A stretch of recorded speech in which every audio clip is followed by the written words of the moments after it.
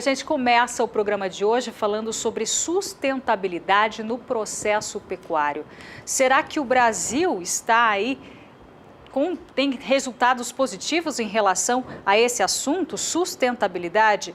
A repórter Kylie Rodrigues conversou sobre esse tema com um engenheiro agrônomo e especialista em administração rural. Veja só o que ele disse. Eu estou com o José Carlos Pedreira de Freitas, conhecido Pedreira, engenheiro agrônomo, que está visitando a Embrapa Gado de Corte, e nós vamos conversar com ele nessa oportunidade sobre a sustentabilidade na cadeia produtiva da carne brasileira. Pedreira, o Brasil está conseguindo atingir a sustentabilidade esperada que todos falam? Veja, nós estamos num enorme, intenso processo de modernização da cadeia da pecuária de corte no Brasil. E este processo de modernização é preciso que seja feito levando em conta as novas demandas da sociedade civil e dos mercados. As novas demandas da sociedade civil e dos mercados têm colocado a sustentabilidade do processo produtivo na pecuária como um pré-requisito.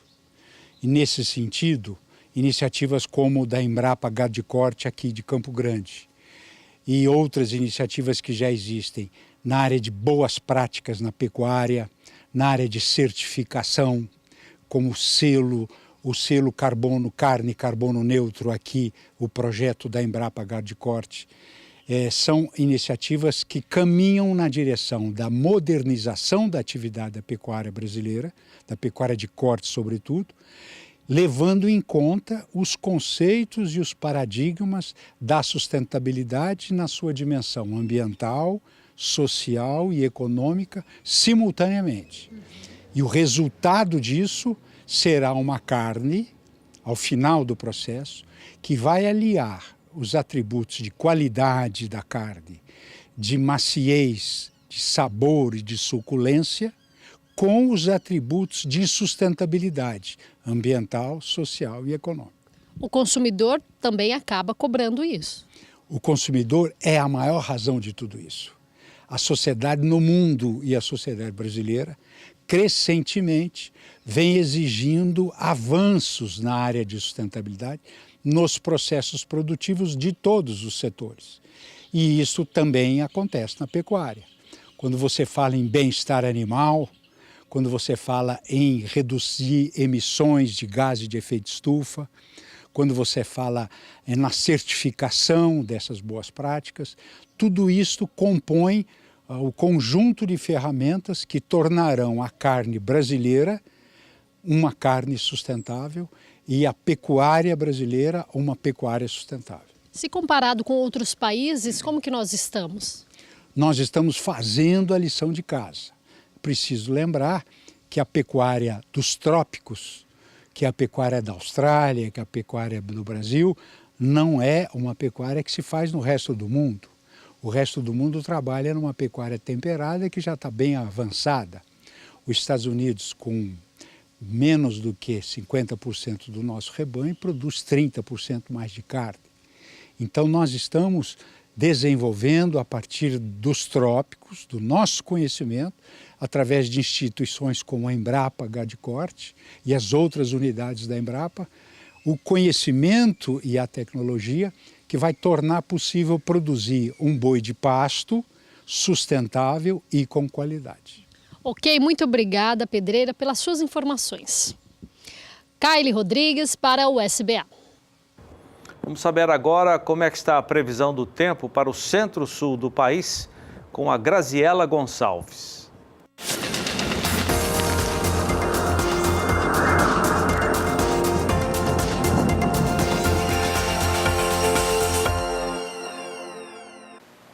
Como vemos nas imagens de satélite, as instabilidades aos poucos vão se formando sobre o centro-sul do país. A chuva vai voltar a ganhar intensidade sobre o estado do Rio Grande do Sul e também Santa Catarina, mas lembrando que a umidade do solo por lá já está elevada, essa umidade tende a ficar praticamente saturada sobre estas regiões. Por outro lado, Mato Grosso do Sul, São Paulo, sul de Minas Gerais e Triângulo Mineiro também segue com índices de umidade do solo um pouco melhorados, mesmo com a chuva chuvas ainda estando muito mal distribuídas por lá. Essa umidade até consegue passar dos 50% em algumas regiões. Já aqui nas demais áreas, a chuva ainda deve ficar um pouco mais regular para melhorar essa situação do solo. Agora, ao longo dos próximos dias, a expectativa é que a chuva volte a ganhar força mesmo entre o estado do Rio Grande do Sul e Santa Catarina, onde o acumulado pode chegar até os 100 milímetros. Por outro lado, o interior do estado de São Paulo, norte do Paraná, grande parte do estado do Mato Grosso do Sul ainda não recebem volume de chuva suficiente para melhorar a qualidade do solo. Para o próximo período, que vai do dia 15 ao dia 19 de outubro, aos poucos essa chuva até chega por lá. Melhora aí um pouquinho essa umidade, mas infelizmente ela não será completamente bem distribuída para trazer uma melhora rápida para a produção das pastagens. Agora, o mês ainda deve terminar com chuvas concentradas, especialmente na região sul do país. Até o dia 24 de outubro, o acumulado aqui na região sul pode chegar até os 70 milímetros. Daqui a pouco eu volto com mais previsão do tempo.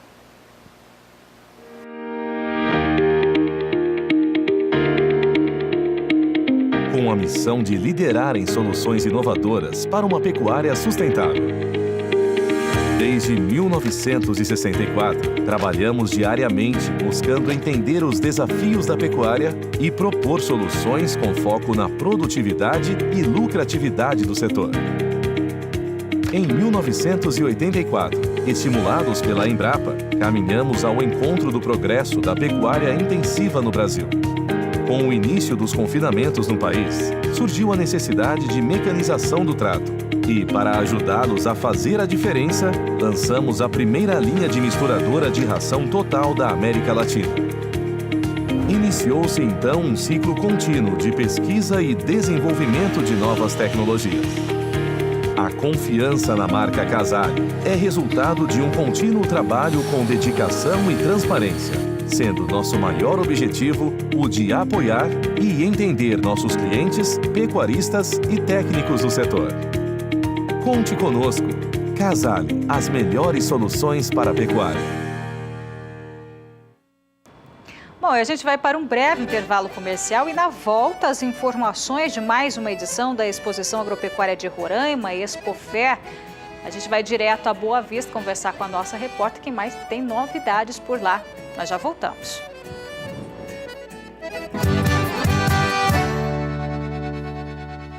Bom, o Pecuária BR está de volta agora com informações de mais uma edição da Exposição Agropecuária de Roraima, Expofer.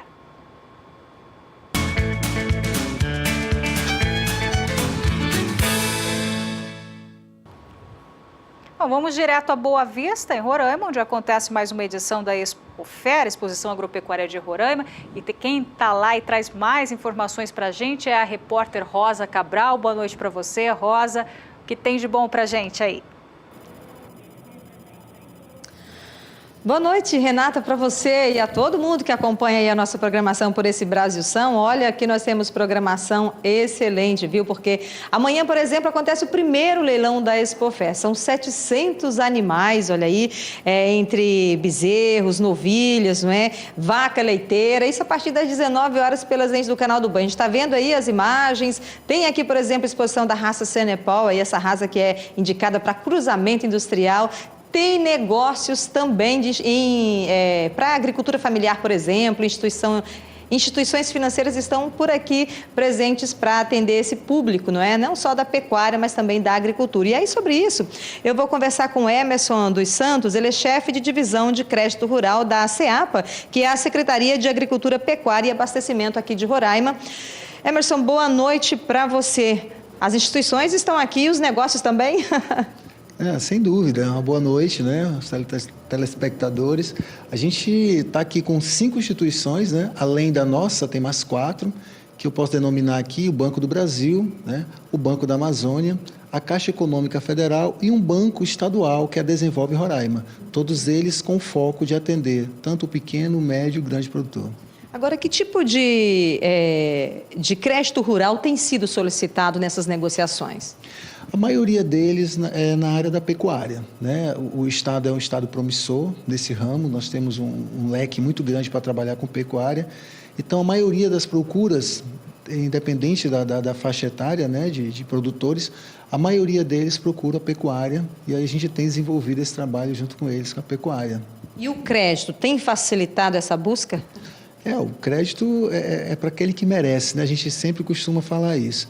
Então, se o produtor ele tiver o nome dele limpo, né, junto ao Serasa, SPC, Cadim, todas as pesquisas que o banco faz, se ele tiver a documentação pessoal dele e tiver toda a regularização fundiária, né, e ambiental, ele está apto a desenvolver e fazer o empréstimo junto ao banco.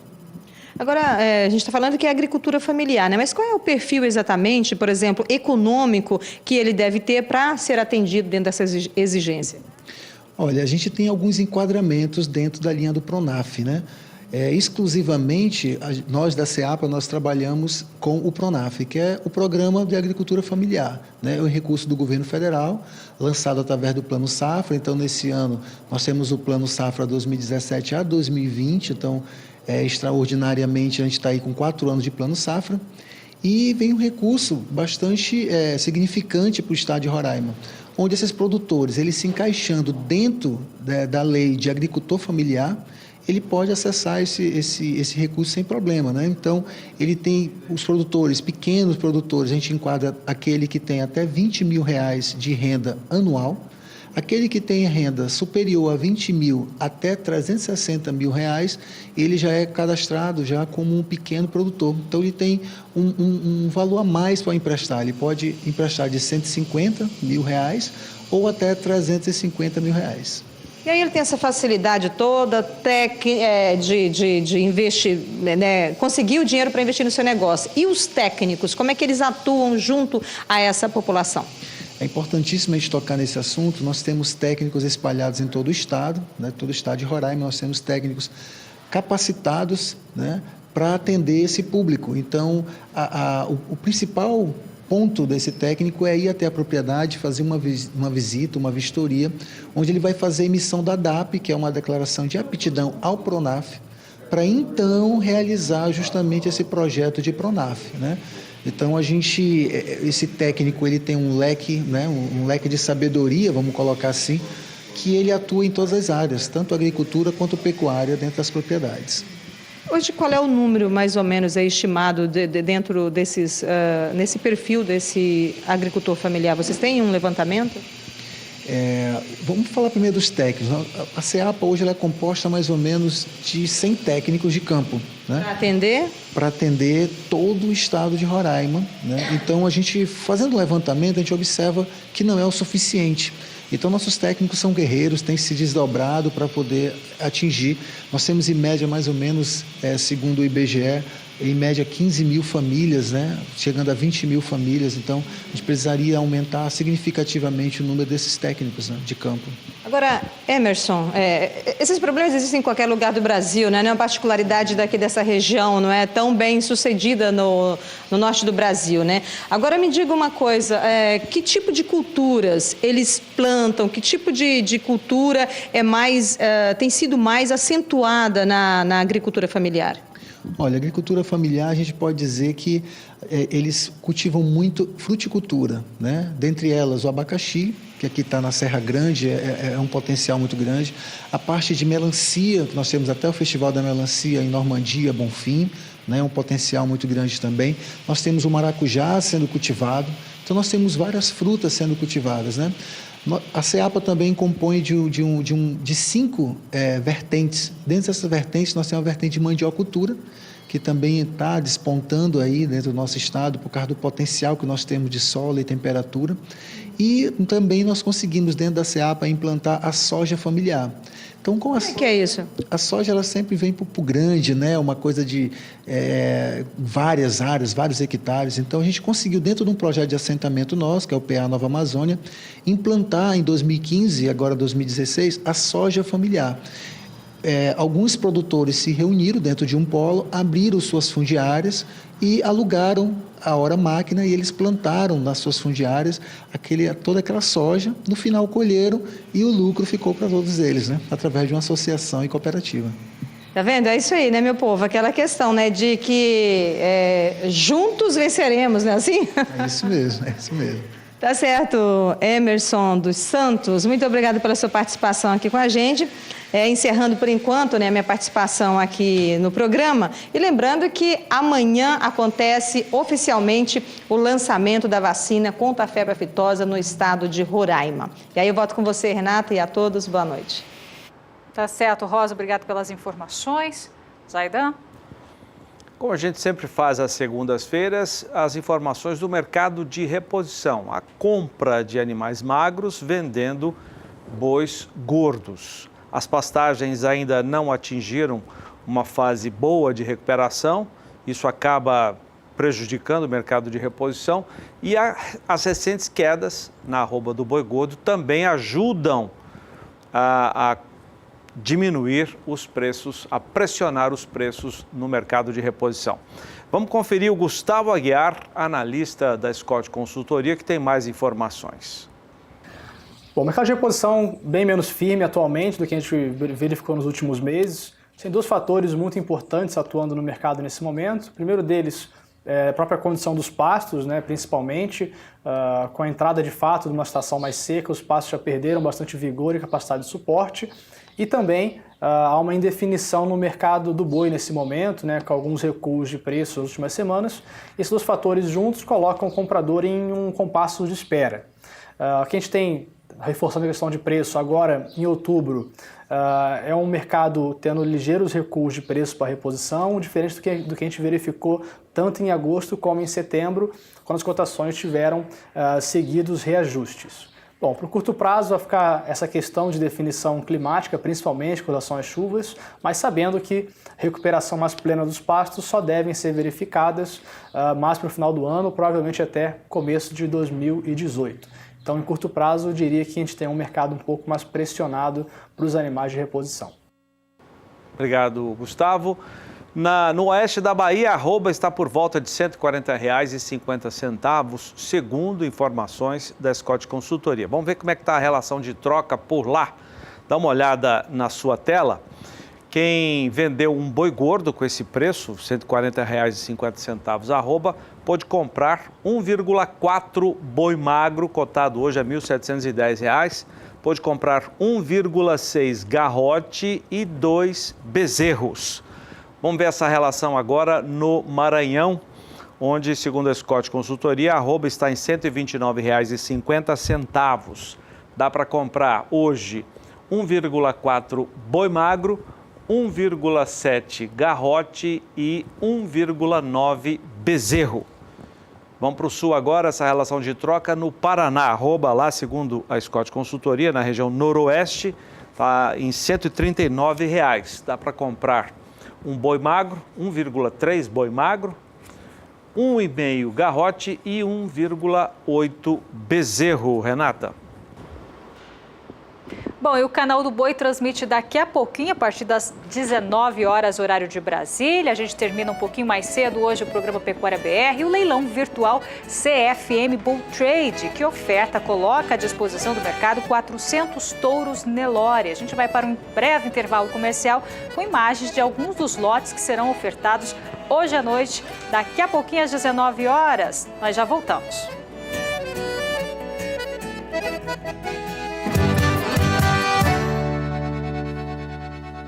Pecuária BR de volta agora com a previsão do tempo para o centro-norte do país. Vamos saber como fica a umidade do solo por lá com Graziela Gonçalves.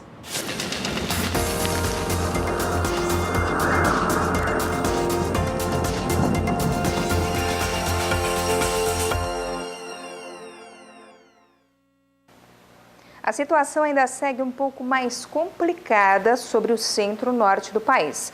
Nas imagens de satélite ainda vemos nuvens mais carregadas, principalmente sobre a região norte, salvo pelo estado do Tocantins, que ainda não teve chuvas muito significativas. Agora, as instabilidades avançaram também para o estado do Mato Grosso, porém ainda de maneira muito mal distribuída, e é por isso que a umidade do solo só melhorou mesmo lá para o extremo norte, mas mesmo assim não passa de 30% a 40% de umidade. Agora, a situação está mais complicada mesmo aqui no interior do Nordeste e também no estado do Tocantins. Até o Pará também vem aí com chuvas muito mal distribuídas e é por isso que a umidade do solo por lá está tão baixa, o que dificulta o desenvolvimento das pastagens na região. Agora, a expectativa é que ao longo dos próximos dias ainda não dá para esperar chuvas bem distribuídas ou volumes elevados para reverter a situação do solo. A chuva ainda segue mais concentrada sobre a região sul e a disponibilidade de umidade já não será grande para se espalhar aqui sobre essa região. Então, por isso que os acumulados ainda seguem mais baixos e a chuva segue mal distribuída. Em grande parte das regiões, o tempo ainda segue mais seco e também ensolarado.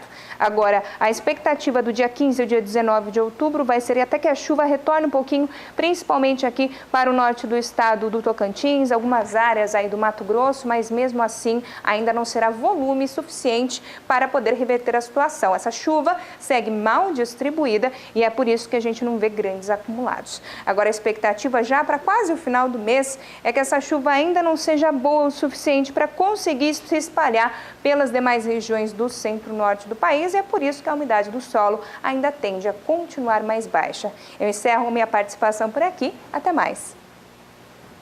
Na primeira semana de outubro, com 5 dias úteis, as exportações brasileiras tiveram um resultado positivo na balança comercial de 1 bilhão e 900 milhões. O Brasil exportou 5 bilhões de dólares e importou o equivalente a 3 bilhões 150 milhões de dólares. Vamos conferir na tela o desempenho dos produtos do agronegócio. A soja teve exportações de 104 mil toneladas, essa é a média do dia, foram 5 dias úteis.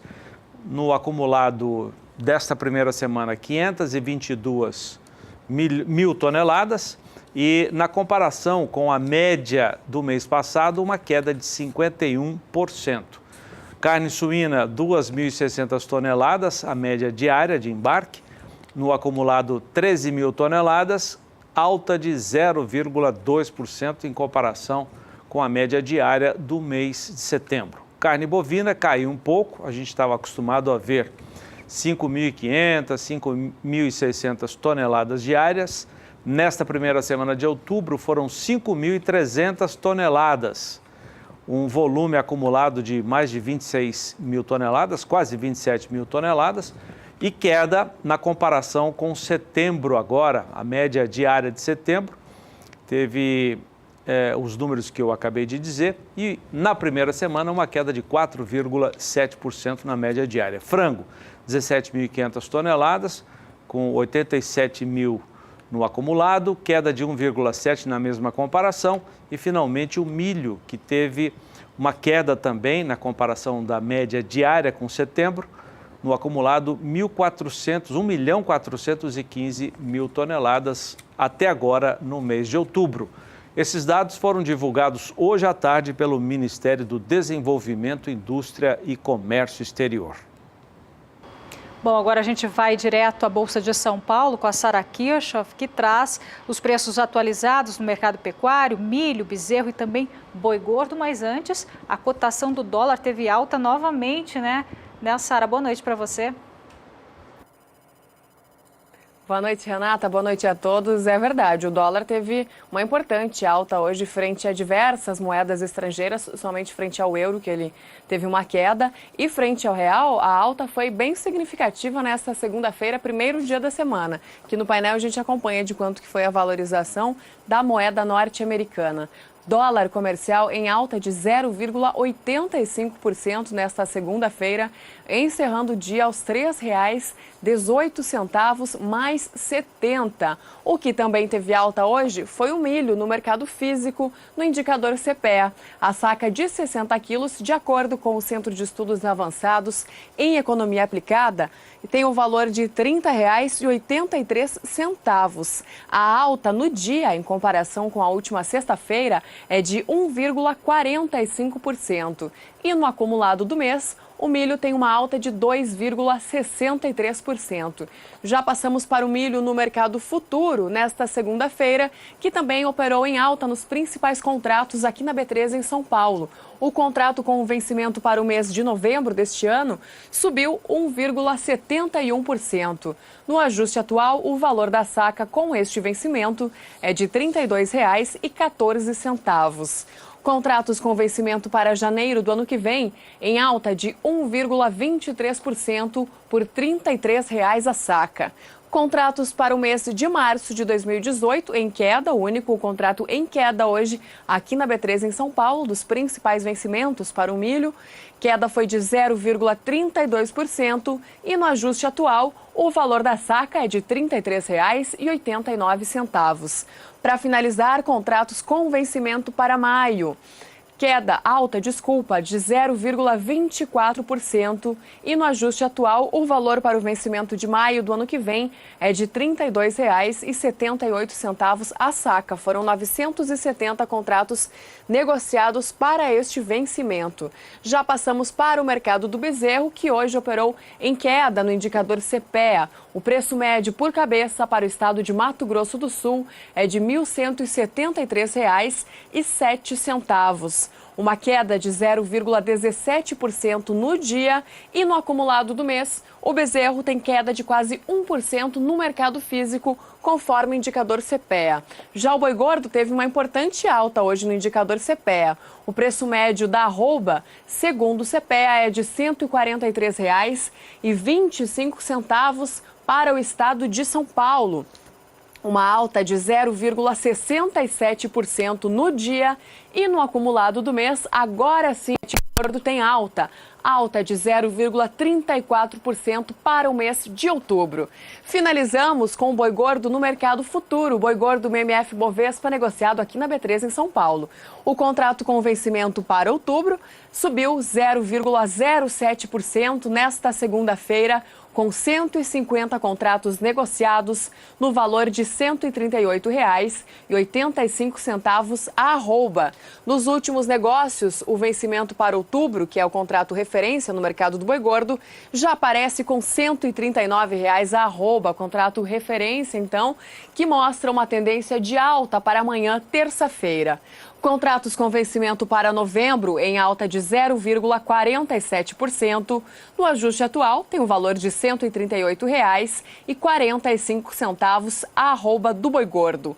O contrato com vencimento para dezembro operou próximo da estabilidade, com uma leve alta de 0,07% e tem o valor de R$ 140,40 a arroba.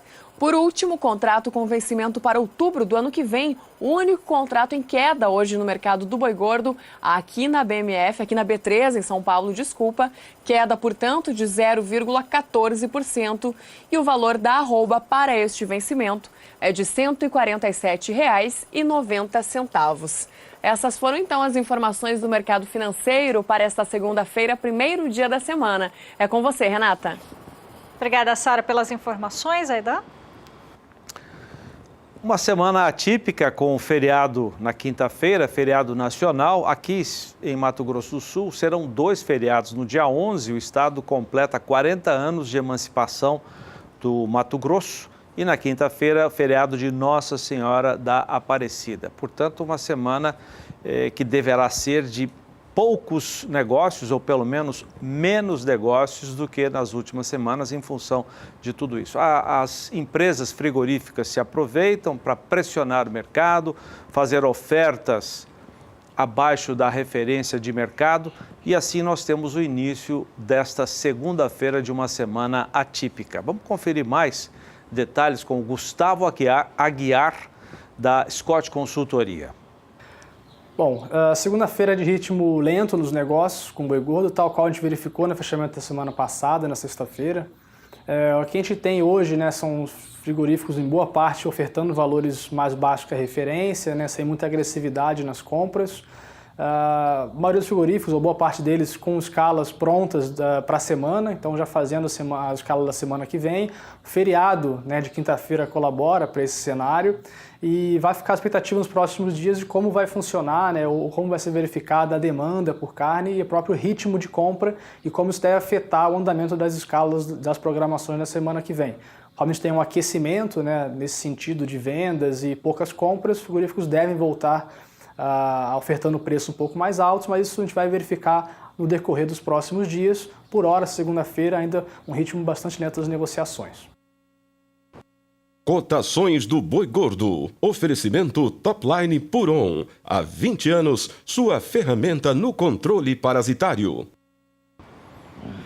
Vamos ver o preço de uma boiada comum nesta segunda-feira. Preço apurado pela Scott Consultoria. Vamos começar pelo sul. Sem alteração de preço, você vai dar uma olhada. Na tela são preços à vista. São os mesmos da última sexta-feira. Região norte também não houve alteração. Você acompanha os preços da cotação do boi gordo à vista na região norte. Nordeste também, não é, Renata? Sem alteração de preços hoje. Agora a região centro-oeste teve queda. Queda de R$1 em Campo Grande, Mato Grosso do Sul, fechando a R$135, e R$1 em Dourados, fechando a R$136. Na próxima tela ainda a região centro-oeste, Praça de Mato Grosso, sem alterações.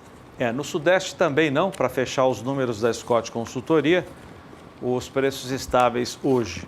Bom, poucas alterações também na apuração feita pela agência Rural Business, que apura para uma boiada de bom acabamento de carcaça e também de boa logística entre a indústria e a fazenda. Região Sul na sua tela, sem alterações, segundo a apuração feita pela Rural Business. Na região norte também, não é, Renata? Sem mudanças hoje. Sem mudanças também na região nordeste, Zaidan. Preços estáveis. E centro-oeste, como é que ficou? Centro-oeste também sem nenhuma alteração. Agora a alteração na região sudeste teve alta de R$2 em Minas Gerais, fechando a R$145 o preço do boi gordo à vista, segundo a apuração feita pela agência Rural Business. Bom, agora vamos acompanhar uma matéria que fala sobre o abate de Sind. Esse é o 10º abate, né, Zaidan? Um abate técnico, né? do Sind. Vamos explicar que o abate técnico é aquele abate que é acompanhado por um especialista, alguém que conhece de qualidade de carcaça, para avaliar o resultado de uma seleção, de um cruzamento, para saber como é que os animais estão no abate, se houve um bom rendimento de carcaça. E o Sind Castilho fez esse abate técnico. Quem acompanhou esse abate técnico foi o repórter Gustavo D'Angelo. Vamos ver então. Estamos no berço do Sind no Brasil, as Fazendas Reunidas Castilho. É aqui que a família de Adáldio começou a criação da raça no ano de 1936. De lá para cá, o criatório vem colocando à prova seus animais em todos os ciclos da criação e realizando abates técnicos para mostrar a força e o potencial do Sind na produção de carne de qualidade. A gente vem promovendo e submetendo a raça Sind a várias avaliações. E a avaliação que eu acho mais importante são os abates técnicos, mostrando o potencial da raça Sind para a produção de carne. Isso é um trabalho que a gente busca uma eficiência, ter animais que dão um bom ganho de peso e um bom rendimento com uma boa qualidade de carne. Por que eu faço abate técnico? Para poder mensurar, e também eu estou desenvolvendo um trabalho em cima dos meus touros. Então eu quero saber o meu touro, qual que rende mais, os filhos dele, qual que dá mais cobertura, qual que dá mais marmoreio. Então isso é o objetivo num futuro, eu indicar, olha, usa tal touro que você tem um ganho de carcaça, usa tal touro que você vai ter um ganho de rendimento, e um que vai ter menor consumo e um que vai ter melhor marmoreio. Então tudo isso é um trabalho de seleção que não é da noite para o dia. Fernando Costa, da consultoria nutricional ao criatório. Ele confirma todas as vantagens do Sind e destaca a eficiência produtiva que a raça promove no cruzamento com o Nelore. O cruzamento Sind-Nelore deu muito certo, porque o Sind é uma raça muito precoce no acabamento e o Nelore é um pouco mais tardio, um pouco mais alto. Então, quando você faz o cruzamento, você cria um animal com todas as características produtivas que a gente deseja. Então, você tem um animal muito bem arqueado, convexidade de carcaça boa, acabamento muito bom. Então, tudo isso proporciona o quê? Proporciona uma situação de produtividade alta, onde você evidencia o acabamento na carcaça e, consequentemente, você tem altos rendimentos, porque você tem um boi muito bem acabado. O criador explica que o Sind não é o que mais tem ganho bruto dentro do confinamento, mas em compensação no abate garante melhor rendimento de carcaça. A raça Sind ou Sind com Nelore me dá um rendimento de 3 a 3,5%. É o que eu mostrei para você, Gustavo. Se eu tenho um boi que come 15 quilos, essa raça come 15 quilos, dali 100 dias eu abato ela. Essa raça come 15 quilos de ração e eu abato ela. Um dá 55, o outro dá 58,5. Eu tive um ganho líquido em cima com o mesmo custo de ração. Para comprovar o alto desempenho da raça na produção de carne, o Sind Castilho realizou recentemente o 10º abate técnico de 24 animais meio-sangue Sind Nelore de 23 meses e meio de idade, no frigorífico Minerva, na cidade de José Bonifácio, interior de São Paulo. Filhos de touros Sind Castilho, confinados por 102 dias. Nós acompanhamos tudo. Primeiro, os animais foram pesados na fazenda e apresentaram uma média de 597 quilos. Depois embarcaram rumo ao frigorífico. O abate foi no dia seguinte e os resultados, mais uma vez, surpreenderam.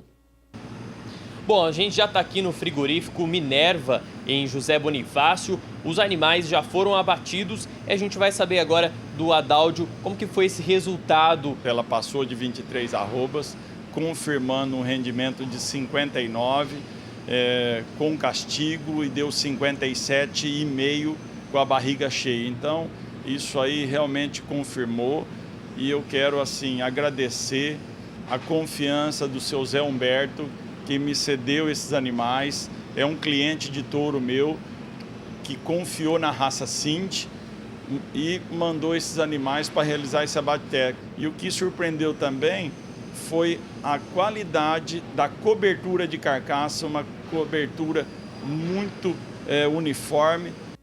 Este pecuarista acompanhou de perto o abate e ficou impressionado com os números. Gostei muito da performance do gado, um gado que chegou no frigorífico 590 quilos, terminou com 350 quilos. Eu acho que hoje a pecuária tem que ver isso, o rendimento do gado. Não conhecia, vou agora ter mais atenção com a raça. A raça Sind cada vez mais se fortalece no compromisso de provar que Sind com Nelore, Sind com F1, Sind com outra raça, os resultados, os ganhos econômicos são muito bons. Porque, como nós falamos anteriormente, você tem um ganho de carcaça em cima de um animal que às vezes comeu a mesma quantidade de ração que a outra raça. Quando você abate, você tem esse ganho de carcaça. Esse é o lucro líquido do pecuarista. Esse é o objetivo que eu crio o Sind e que eu divulgo a raça. Bom, agora você vai conhecer um aplicativo desenvolvido pela Embrapa Gado de Corte que permite a você, pecuarista, calcular o custo de produção na atividade. É o assunto de hoje do quadro Tecnologia e Produção.